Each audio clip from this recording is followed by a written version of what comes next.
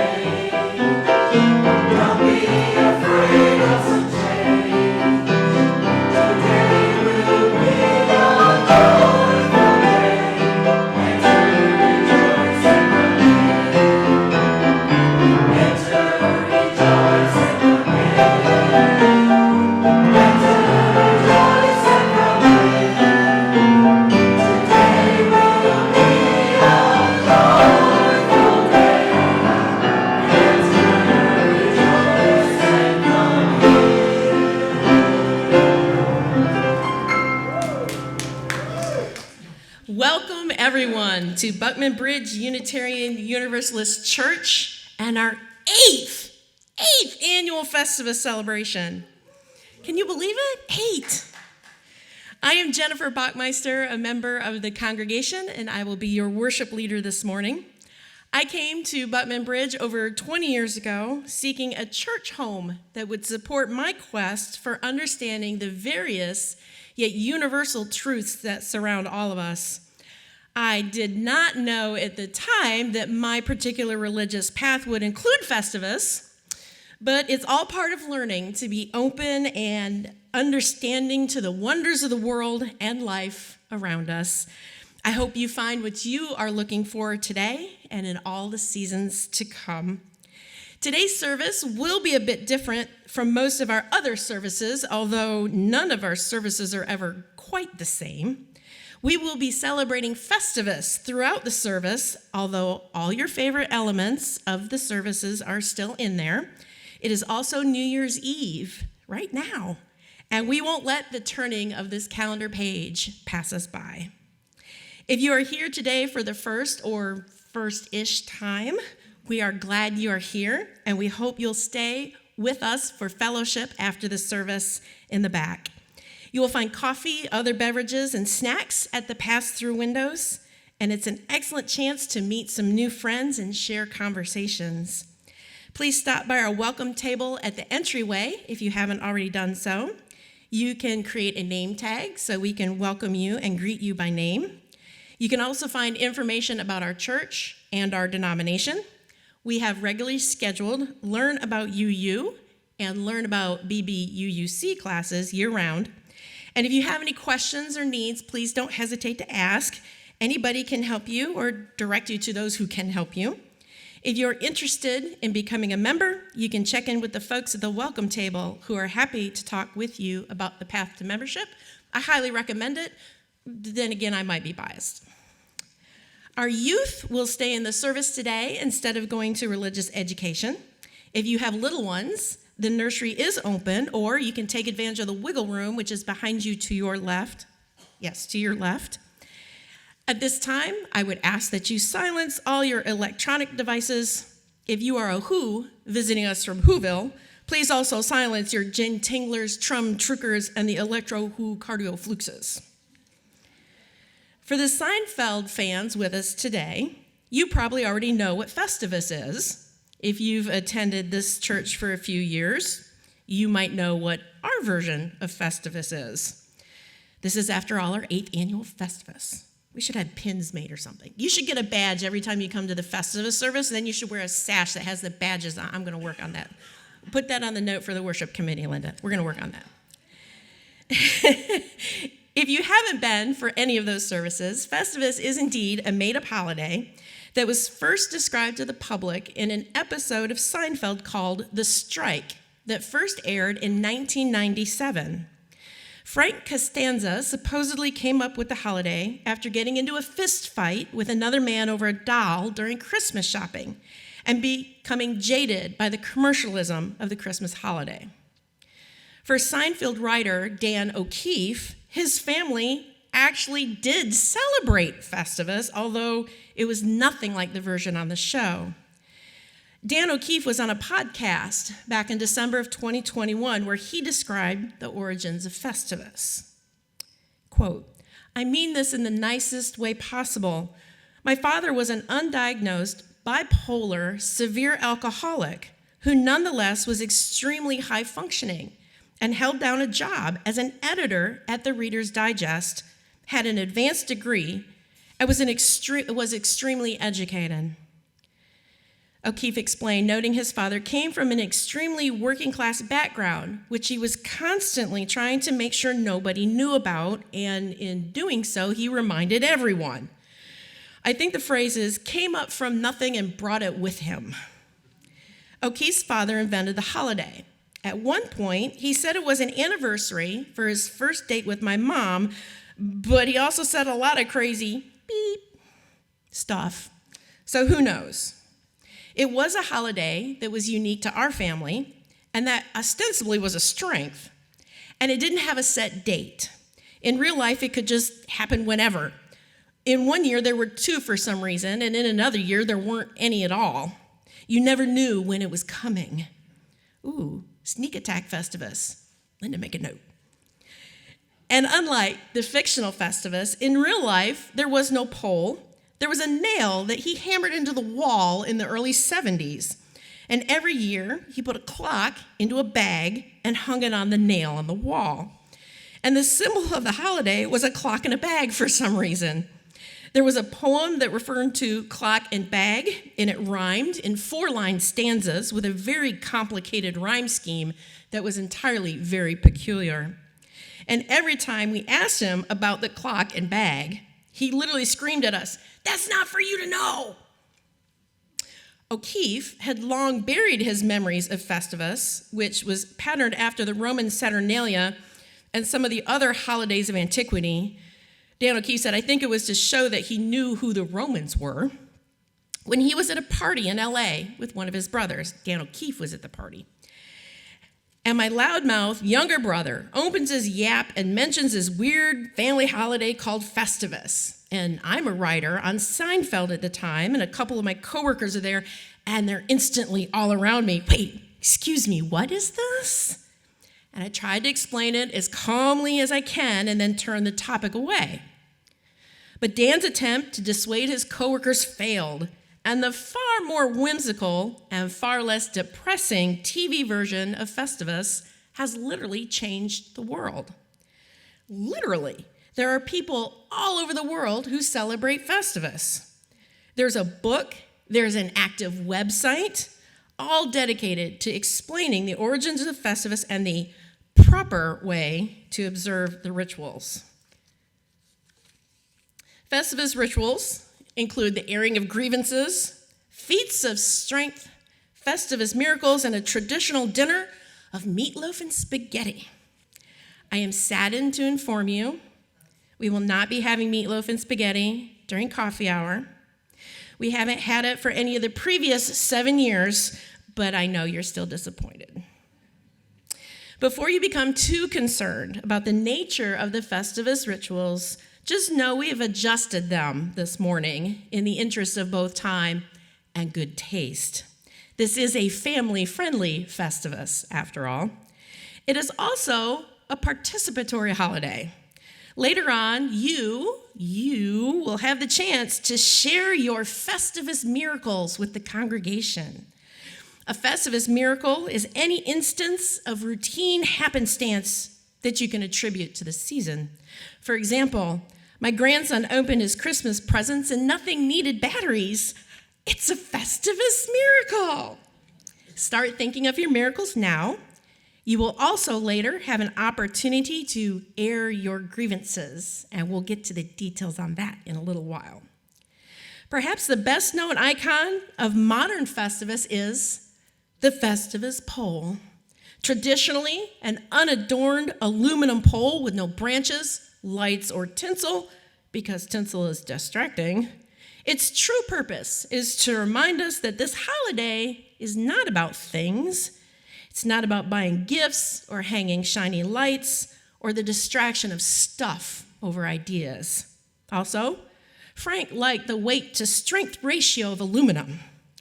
I say if you're going to create a new holiday and some new icons, why not factor in some useful engineering properties?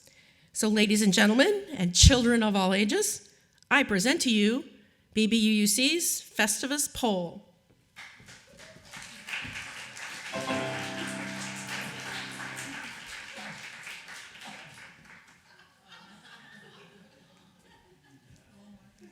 Credit to Marie Liebrook for sending that to me.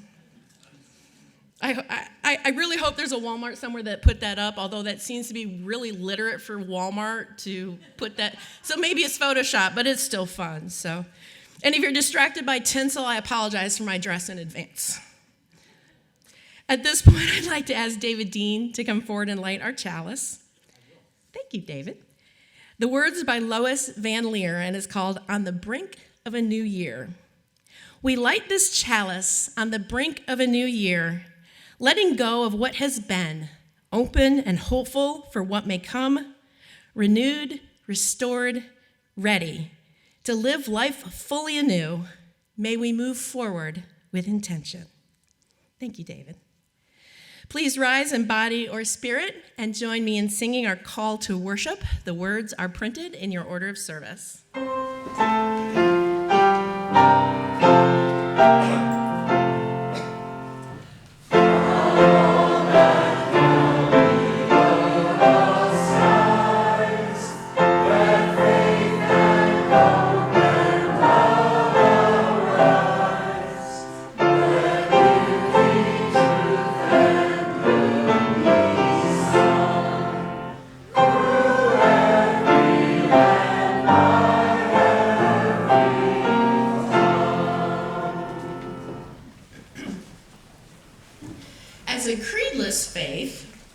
Of this church are joined together in a covenantal relationship. Each congregation, chooses how to express this covenant, and each Sunday we speak the words of our covenant together, both as a reminder and an expression of our faith and our fellow congregants. If you would read with me our congregational covenant, the words are also in your order of service or on the screen behind me.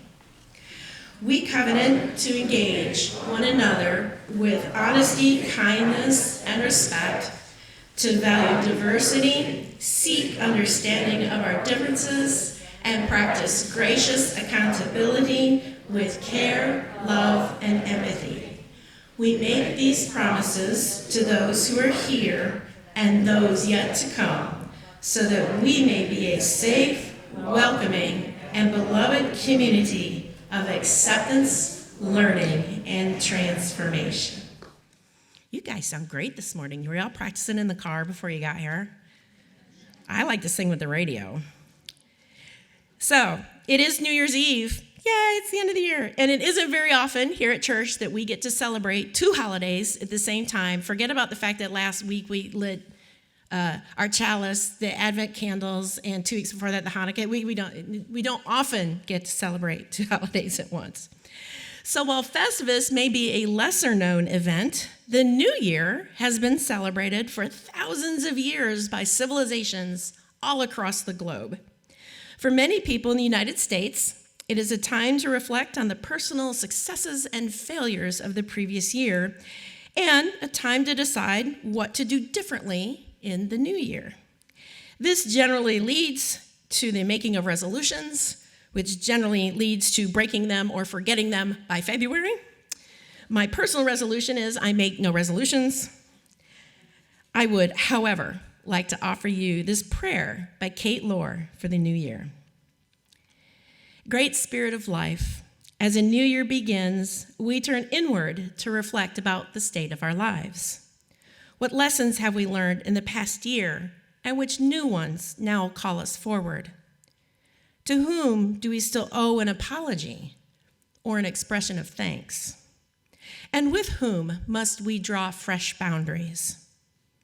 As we pause from our regular rhythm of rush, rush, rush, we open ourselves to new perspectives and possibilities. We give thanks for these moments and for the wisdom they afford us.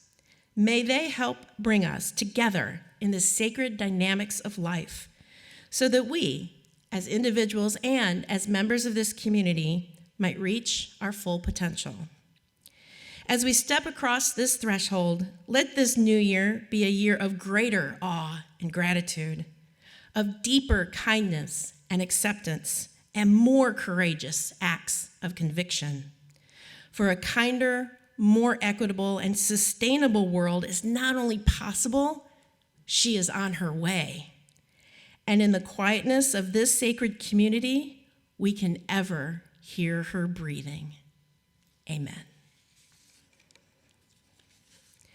And an even more popular New Year's Eve activity than self-reflection is partying. Many people stay up until midnight counting down the last seconds of the year, and as the clock strikes 12, the ball drops, the fireworks go off. There is much cheering and singing and sometimes kissing. Since I couldn't convince the worship committee to move this service to coincide with midnight, we're going to have our own little mini party now. I got my dress on. This is video of last year's ball dropping in New York City. So when you see it on the screen, let's do our own countdown in the quite reasonableness of daylight. And then we'll sing Auld Lang Syne. Stand if you feel like it. The words will be on the screen.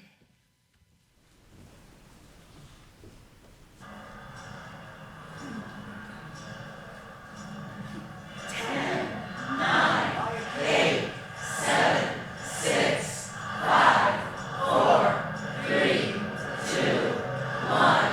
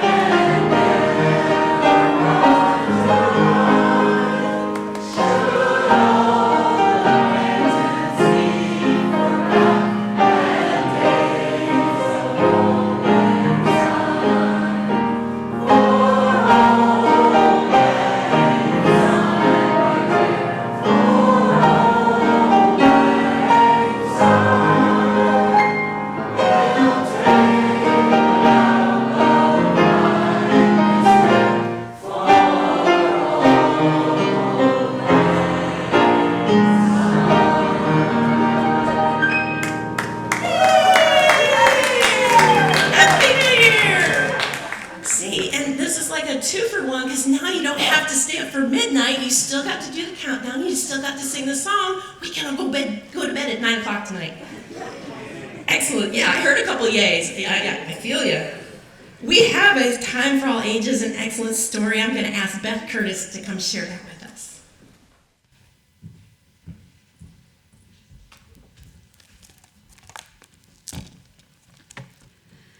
Once upon a time, back in the 4th century, Christians in Rome started celebrating the birth of Christ on December 25th.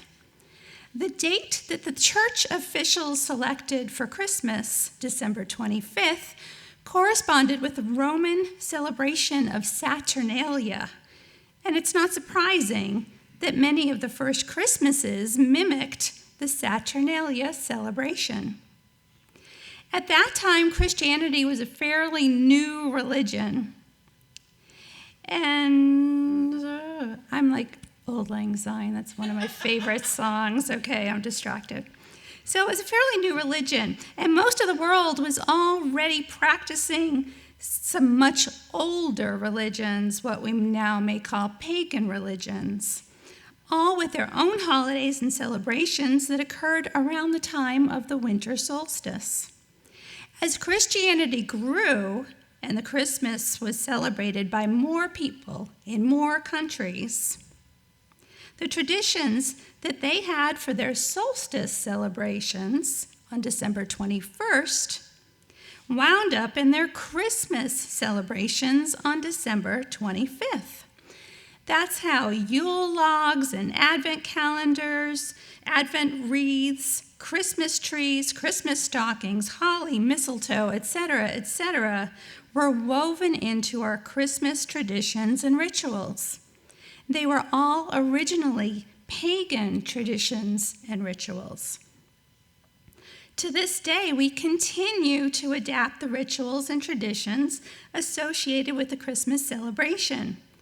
Rituals are actions that we take to celebrate and remember important things in our lives. Rituals are often shared and often bring us together.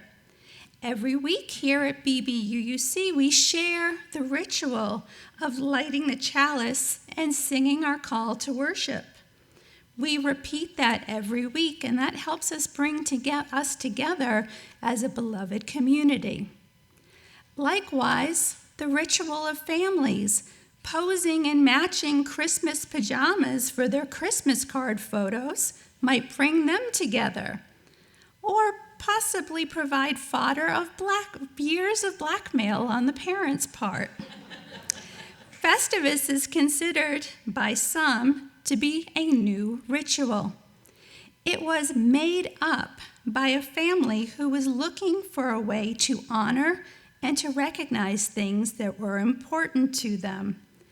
Now, some people took that idea and changed it a bit and put it on a TV show, where other people took it and changed it some more. And we change it ourselves, so it's fake, right? Made up. Well, the thing to remember is that at some point, all ritual was made up by someone. Someone decided thousands of years ago that Mithras, the sun god, should be honored with a feast in the Roman celebration of Saturnalia. Someone decided that Jesus' birth would be celebrated in December. Someone decided years back in Manitou Springs, Colorado, to start a community-wide competition of catapulting fruitcakes after the Christmas holidays in the great annual Great Fruitcake Toss. Someone made that up, and I commend them. The important thing to remember is that we can all control how we choose to embrace these traditions and rituals to make our lives fuller and more full of love. We can decide what rituals are important to us. So why do we celebrate Festivus today? Why is Festivus important to us? Now, I bet most of the kids with us, in fact, I know most of the kids, all of the kids with us, were not even alive when the TV show that talked about Festivus was first on. Until today, how many had heard of Festivus? Any of you? Awesome. Awesome. That's because you come to BBUUC, where we celebrate Festivus. Festivus is important because it's about ideas and feelings, not about things and money. Festivus reminds us that rituals can be fun. Festivus is important because we can make new rituals to help us explore and celebrate our lives. So happy Festivus, one and all.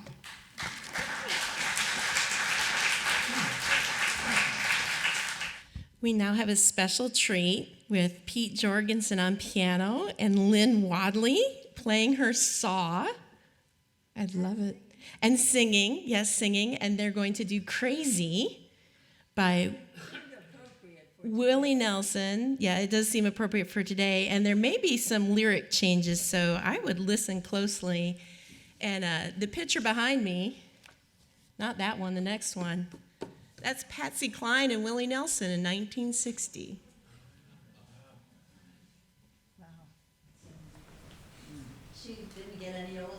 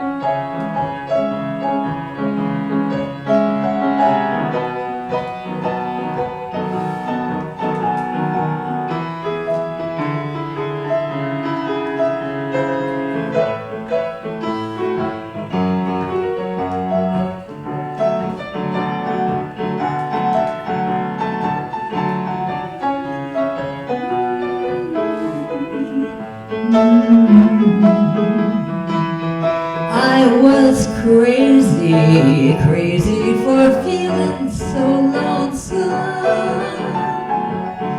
I was crazy, crazy for being so blue. Seems like I'd spent my life in a grand search for my church.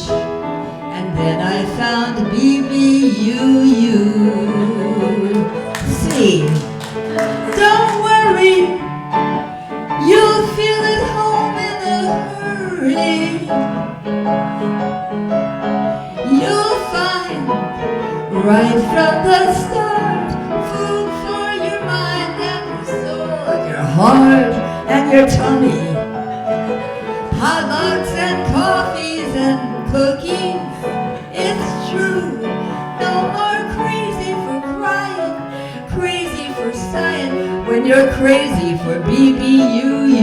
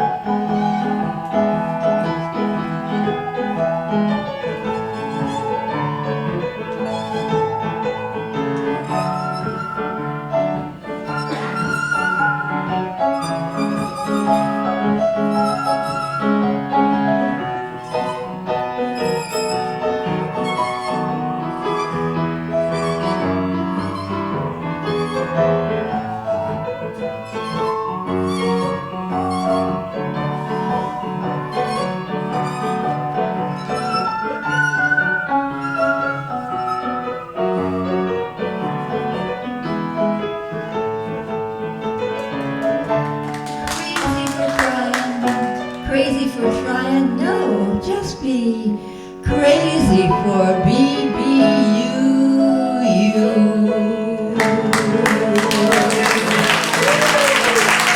Don't forget to sing. Don't forget to sing.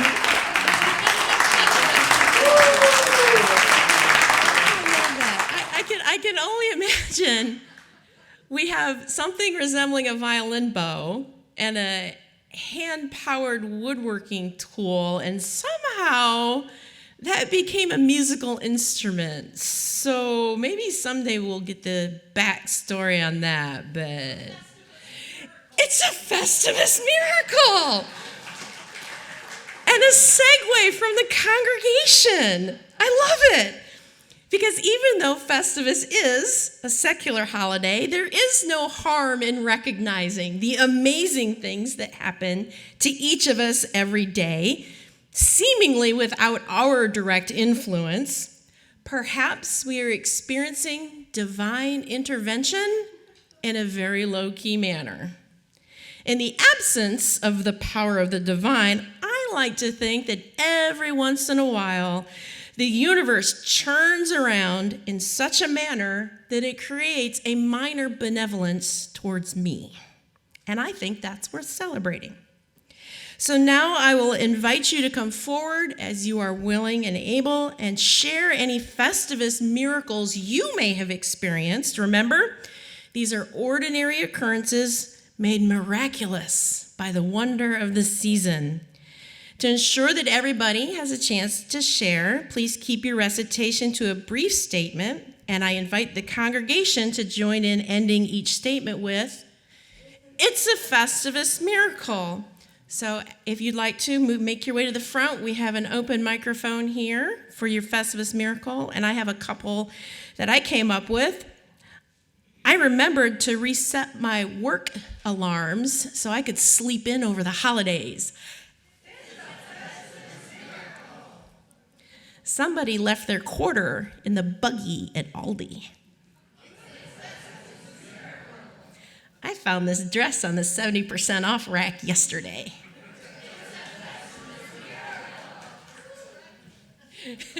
It is distracting, like tinsel. Come on, right there. I think that one's on. On Friday, after spending 20 minutes in the parking garage in Savannah, we arrived at our escape room 5 minutes late and solved the puzzle with 1 minute and 24 seconds left. It's a Festivus miracle. I went up to see my family recently for the holiday, and I got cheese.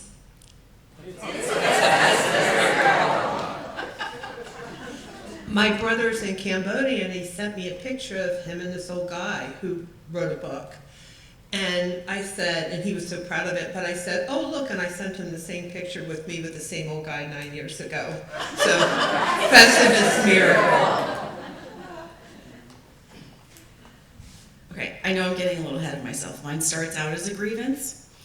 I got a flat tire on 95 last night about 10 o'clock. But I managed to get all the way home before it got completely flat, and I have a donut in my car. It's a Festivus miracle. I was doing laundry the other day, and one of the socks was lost. That happens a lot. But I found it.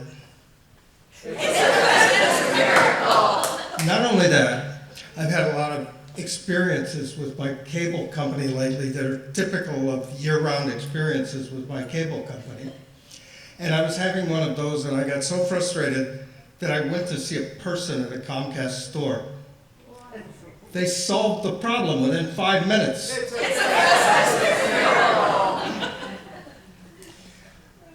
There are meatballs with meatloaf gravy after the service.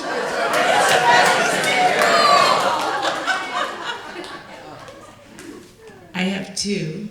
One is we were driving into town twice this week, and we hit green lights both times. And the other is I submitted a claim for my insurance from 2022 on today, the last day I could do so. It's a Festivus miracle.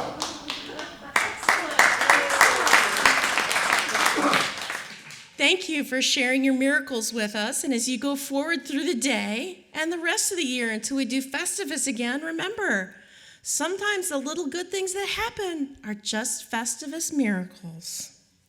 And now comes one of our favorite parts. The airing of grievances.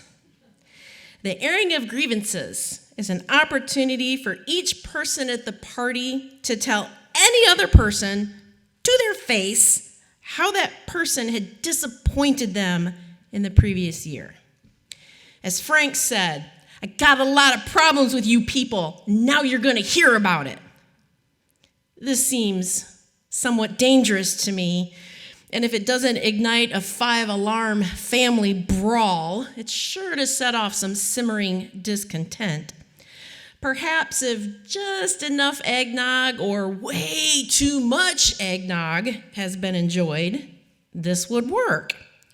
But according to the official Festivus website, keep in mind the version of the airing of grievances depicted in Seinfeld is fictitious.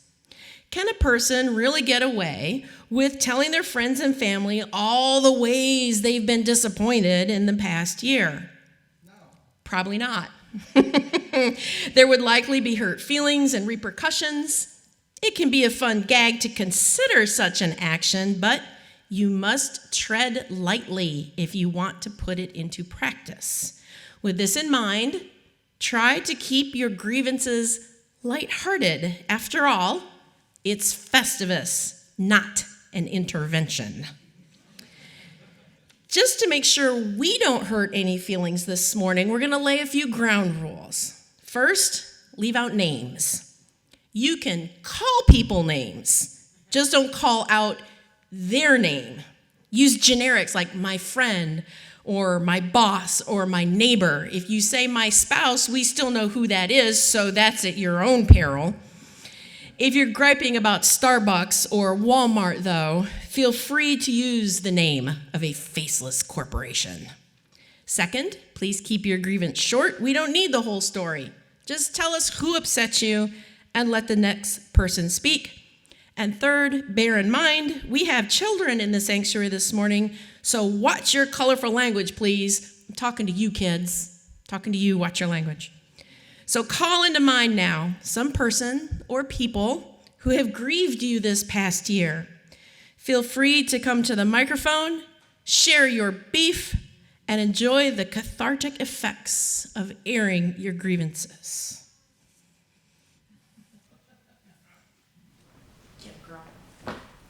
This was my grievance last year, and I am still aggrieved.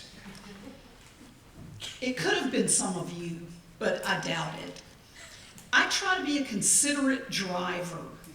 When I come to an intersection with a red light, and I'm first in line, and the red light turns green, if I cannot get through the entire intersection, I stay put, so as not to block the intersection.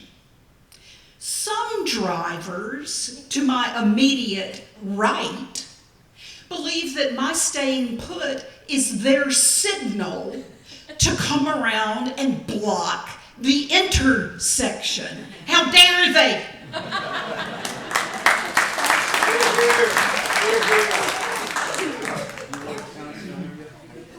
So, in my life, I've faced many trials and tribulations. I've had to endure great pains, but perhaps none greater than being a Lions fan. In our history, we were the first ever to hit a true milestone, being 0-16. That was truly remarkable, and I watched every single one of those games. This year, the Lions, for the first time, and I'm still checking myself, are an actually good team.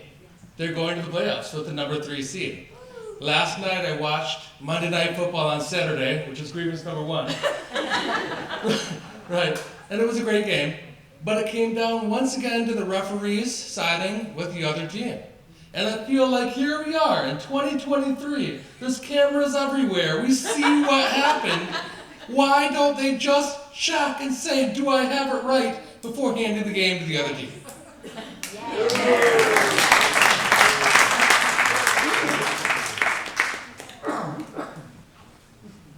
Well, that's a hard one to my grievance is not to a person or a corporation. It's for COVID. I'm just so tired of COVID and the friends and the relatives that you can't be around to celebrate. So this is, get over it, COVID. We're done.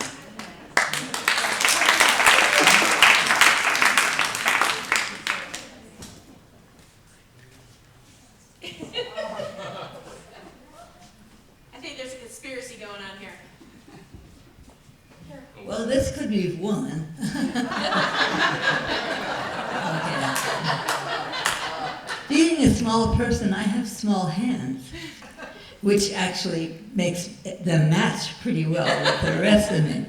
But when I have a jar to open, my first grievance is I try so hard. I don't want to ask for help. I have a little thing I can put on it that helps me to grip better. I still don't get it. And so finally, after maybe 5 minutes of trying, I call my partner and say, would you please help me? And he goes, boop. And that's my second grievance.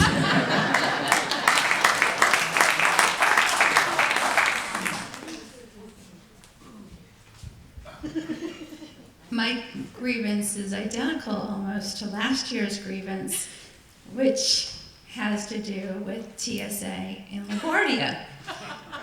So we arrive at LaGuardia and it's almost empty, and the luggage is going down the conveyor and stops and gets pushed over and then back down to hand examining by TSA and about 10 different suitcases in a row. And they finally got to mine and opened it up and looked at us. It was the cheese.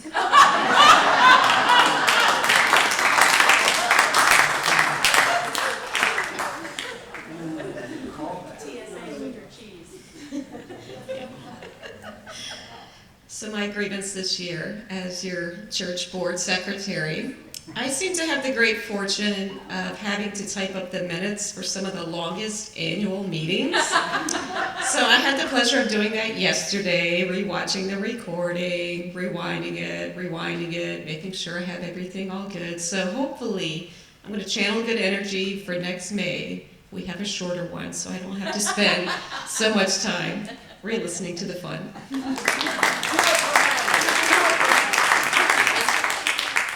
So I'm opposite of Lynn with my grievance number one. I have this grievance every year, but this year it gets more and more amplified, and it is rappers and movies and at concerts. My Molly Brady, Joanne Corolla, and I went to the Messiah, and there was this guy sitting there with those damn nuts. You know, the nuts that they put in a paper wrapper? And could he just stump them out on his lap and eat them? No. He had to take one out at a time and then re-wrap the nuts every time. The entire second act, I could not focus on it because I was so angry. And the noise from those nut wrappers just took over everything. Now, I know there's something wrong with me in this. But I really think one day I am going to absolutely explode, and you will read about this crazy person who actually beat somebody up in a concert over a nut wrapper.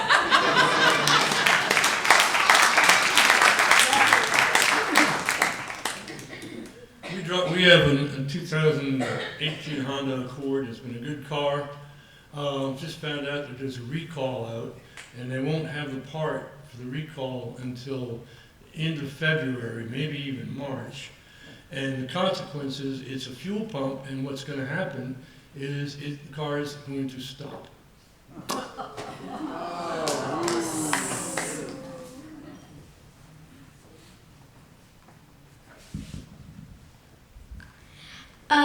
On my soccer game, I hit the ball in the goal, and after it was in the goal, the goalie picked it up in the goal, but it was never a goal.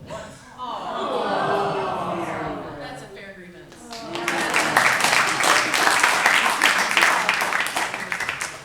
So, Thank you, everyone, for sharing your grievance today. I hope you feel better. And I'd like to share with you some wise statements from famous people. Nelson Mandela said, "Resentment is like drinking poison and then hoping it will kill your enemies." Confucius say, "To be wronged is nothing unless you continue to remember it."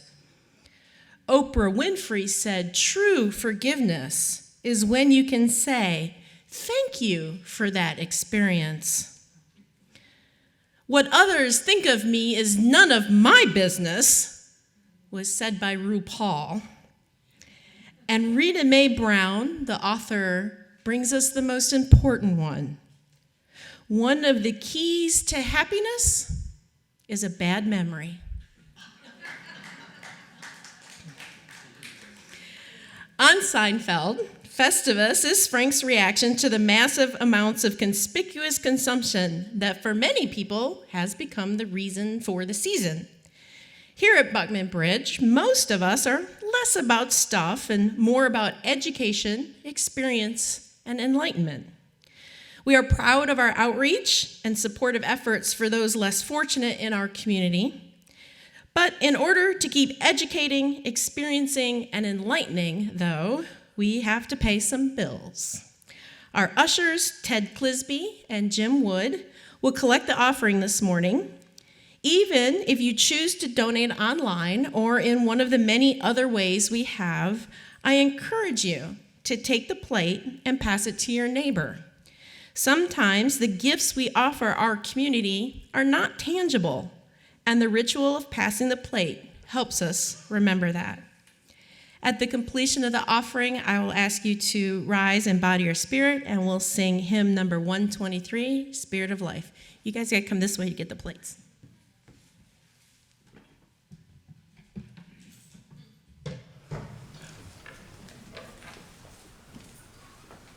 Takes a while to roll.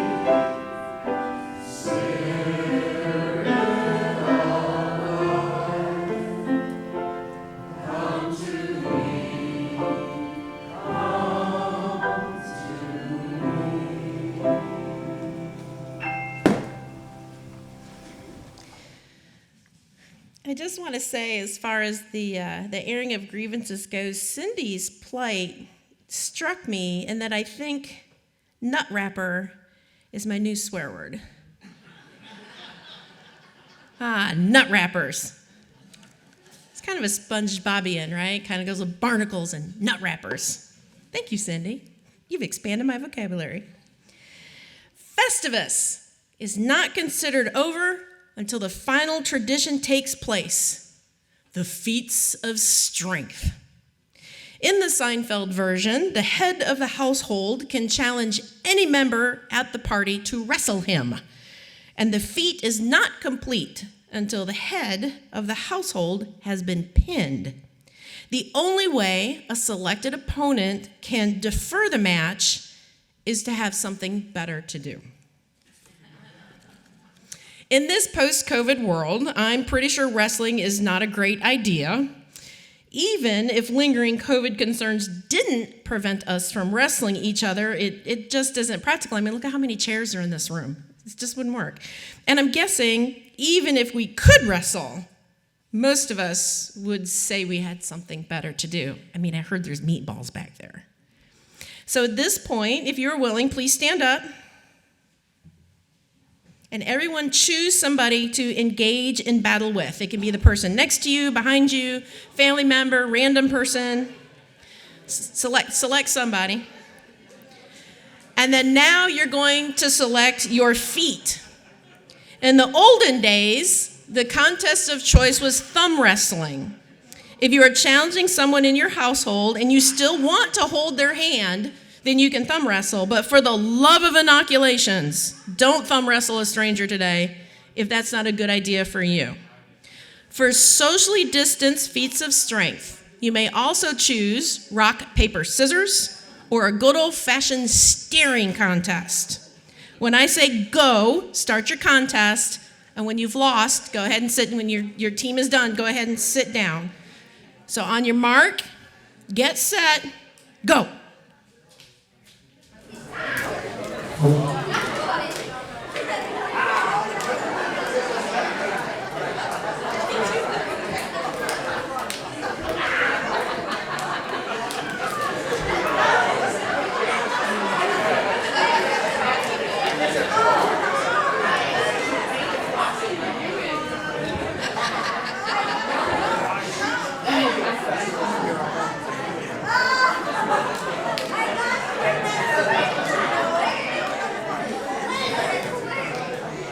Okay, don't forget when you win your contest, go ahead and sit down. That way everybody gets a chance to finish their contest.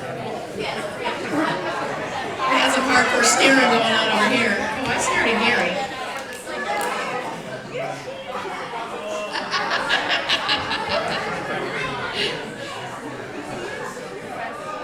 There may be some performance. There we go. I was going to say, we had some performance-enhanced competitive staring going on over here. So, Jen, did you need to stare at somebody? Okay.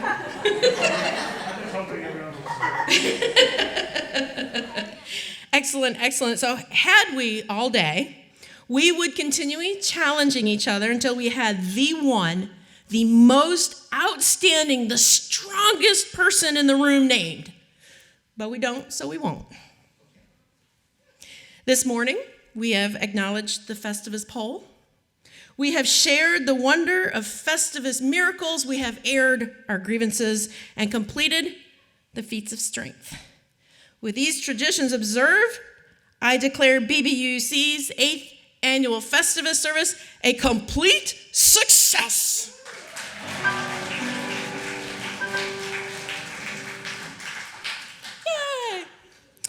Please rise and body your spirit for our closing hymn and remain standing for our benediction. Oh, it's number 118, this little light of mine.